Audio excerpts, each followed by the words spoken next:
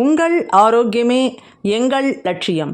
மாமியார்ஸ் அடுப்பங்கராவிலிருந்து இன்றைக்கி நீங்கள் பார்க்க போகிறது இந்த சம்மரில் எக்ஸலண்ட்டான ஒரு வடை ரெசிபி. பசங்கள்லாம் சரி, பெரியவங்களும் சரி, எல்லோரும் லைக் பண்ணுவாங்க. ஆக்சுவல் வீடியோக்குள்ளே போகிறதுக்கு முன்னாடி இது வரைக்கும் நம்ம சேனல் சப்ஸ்கிரைப் பண்ணலைன்னா இப்போவே சப்ஸ்கிரைப் பண்ணுங்கள். உங்களுடைய கமெண்ட்ஸை அவசியம் போடுங்க. இந்த வீடியோவை லைக் பண்ணி மற்றவங்களுக்கும் ஷேர் பண்ணுங்கள். வாங்க வீடியோக்குள்ளே போவோம். முதல்ல ஒரு 50 கிராம் துவரம் பருப்பு எடுத்துப்போம். அடுத்தது ஒரு 50 கிராம் கடலைப்பருப்பு. அதுக்கப்புறம் ஒரு 25 கிராம் உளுத்தம்பருப்பு. அதுக்கப்புறம் ஒரு 50 கிராம் பாசிப்பருப்பு. இது நாளையும் நல்லா களைஞ்சிட்டு தேவையான அளவு தண்ணியை விட்டு 2 மணி நேரம் ஊற வைக்க போகிறோம்.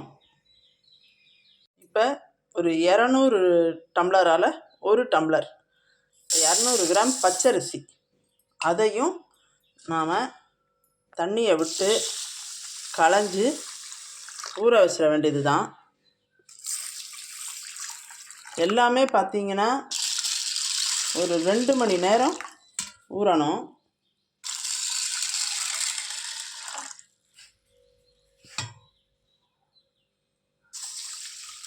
எல்லாத்தையும் தனித்தனியாக வாஷ் பண்ணிவிட்டு எடுத்து ஊற வச்சாச்சு. இதெல்லாம் அப்படியே ஒரு 2 மணி நேரம் ஊறட்டும். 2 hours ஆயாச்சு. பார்த்திங்கன்னா இப்போ இது எல்லாமே அருமையாக ஊறிருக்கு.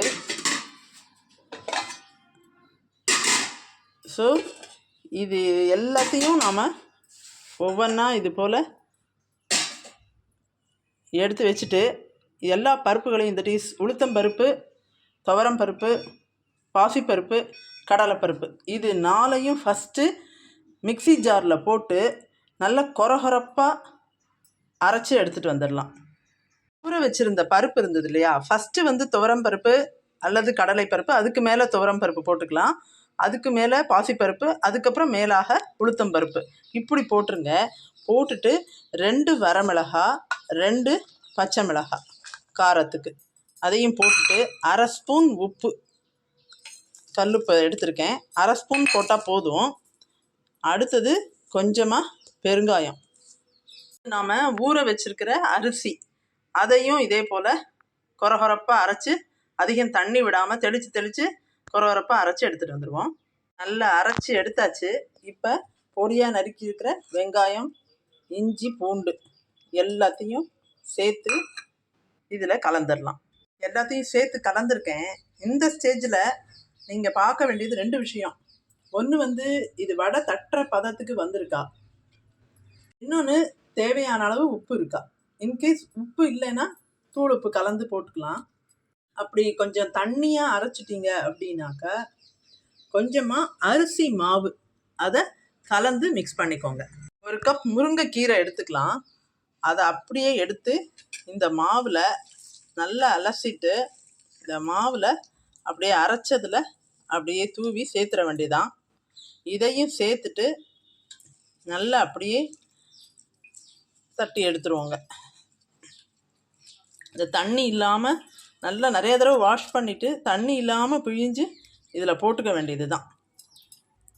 இதில் நாம் எடுத்து வச்சுருக்கிற கருவேப்பிலை, கொத்தமல்லி, அதுக்கப்புறம் புதினா இலை எல்லாத்தையுமே ஓரளவுக்கு நல்லதாக வாஷ் பண்ணிவிட்டு நறுக்கி இதில் சாப் பண்ணி இதில் போட்டு கலந்துருவோம். இது எல்லாத்தையும் இப்போ இதோட சேர்த்துடலாம். கருவேப்பிலை, கொத்தமல்லி, புதினா எல்லாமே கட் பண்ணி வச்சு இதில் நல்லா சேர்த்து கலந்துருவோம். ஒரு வாணலியில் தேவையான அளவு எண்ணெய் எடுத்துட்டு இது போல் நாம் அந்த வடை மாவு ரெடி பண்ணியிருக்கோம் இல்லையா, அதை இப்போ இது மாதிரி பண்ணிவிட்டு இதை எடுத்து எண்ணெய் அடுப்பில் போட்டுருவோங்க. நல்லா வேக ஆரம்பிச்சிருக்கு. ஸோ இது வெந்து வரட்டும். அடுத்தடுத்து நாம் வடைகளை எடுத்து போட ஆரம்பிச்சிருவோம். கோல்டன் கலராக கிறிஸ்பியாக டேர்ன் அவுட் ஆகிட்டுருக்கு. அப்படி இன்னொரு மேக்ஸிமம் 2 அல்லது 3 நிமிஷத்தில் இது ஃபுல்லாகவே முடிஞ்சிடும். இப்போ இந்த பக்கத்தை நாம் திருப்பி விட்டுக்கலாம். நல்லா அருமையாக வந்திருக்கு. இப்போ ஓசை நல்லா அடங்கியிருக்கு. அதனால் இது போல் நாம் இது ரெண்டையும் வெளியில் எடுத்துடலாம். எடுத்துட்டு அடுத்த செட்டை நாம் இதே போல் தட்டி போட்டுற வேண்டியது தான். இப்போ அடுத்த ஈடு 2 போட்டிருக்கேன், அதுக்குள்ளே இதுவும் ஆயிருக்கு. ஸோ இதையும் நெக்ஸ்ட் ஸ்டெப்பில் பார்த்துருவோம். அடுத்த 2 வடையுமே இப்போ இதில் ரெடி ஆகியிருக்கு. பார்த்திங்கன்னா ஓசையும் அடங்கியிருக்கு. வெரி கோல்டன் கலர்டு, நல்ல அப்படியே பார்த்தாலே சாப்பிட்ணுங்கிற நினப்பு வந்துடும், அந்த அளவுக்கு இருக்குது.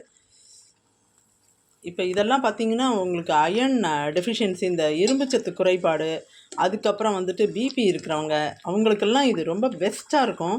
ஸோ இதை மிஸ் பண்ணாமல், எல்லா சத்தும் நிரம்பி இருக்குது இதில். அருமையான இந்த வடை ரெசிபி பார்த்தீங்கன்னா அவ்வளோ கிறிஸ்பியாக, அவ்வளோ டேஸ்டியாக, ரொம்ப நல்லதாக ஹெல்த்தியாகவும் இருக்குது. ஸோ இது போல் மேலே நல்ல நல்ல ரெசிபீஸோட நம்ம சேனலில் உங்கள் எல்லாரையும் அடிக்கடி சந்திக்க போகிறோம்.